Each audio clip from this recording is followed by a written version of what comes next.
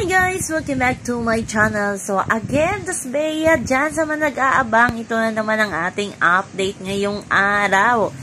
Ibinalita na sa balitang tanghali ang BTS ng music video na kinabibilangan ni Dustin at ni Bianca. First ever serious na magkatambal sila outside PBB house. At ito ay sinot daw sa Rizal, sabi ng balita. At yan, nakuhanan natin ng iba't ibang BTS ng Das Bea. At alam ko sa mga Das Bea fans dyan, talagang inaabangan na kung kailan ipapalabas ang music video na to na kinakabahan by Lily. BTS pa lang, alam natin na kinikilig tayo. At ito na nga, in-interview din sila ng balitang tanghali. Ay nako, itong si Dustin talaga, grabe makatitig kay Bianca habang si Bianca ini-interview. Si Dustin nakatitig lamang sa kanyang jowa. So malalaman talaga natin na in love talaga si Yukay De Vera. O diba? So kahapon ito sinod at alam ko sa mga fans dyan ni Bianca at Dustin, ito nang hinihintay nyo na magtambal sila, music video. At abangan natin kung kailan ito ipapalabas, diba?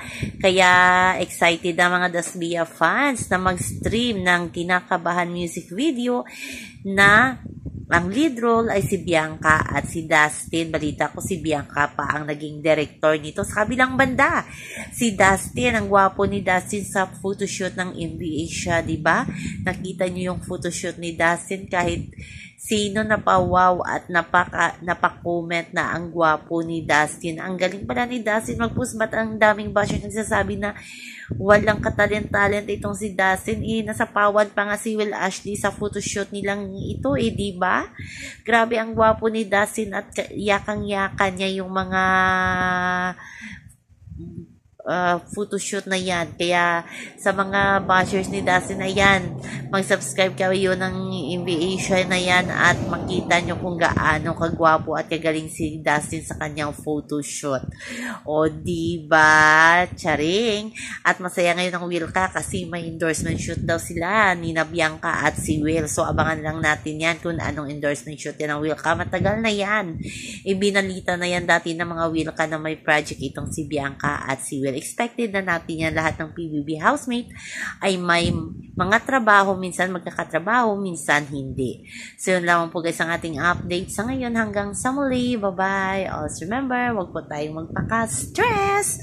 Ayan, sa mga bashers dyan na stress na kay Dustin, chill lang muna kayo. Please like, share, subscribe my channel para ma-update kayo sa mga bagong upload.